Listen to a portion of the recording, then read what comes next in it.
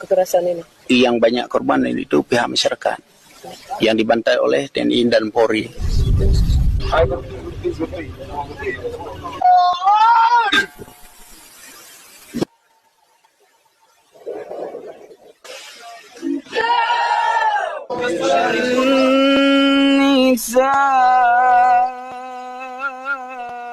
في المحيط ولا تقرك الله with resistance directed against the central government. يا ربنا لك الحمد كما ينبغي لجلال وجهك الكريم وعظيم سلطانك.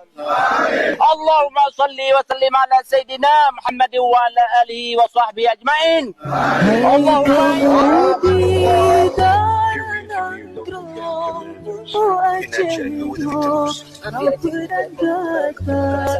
Yang banyak korban itu pihak masyarakat yang dibantai oleh TNI dan Polri.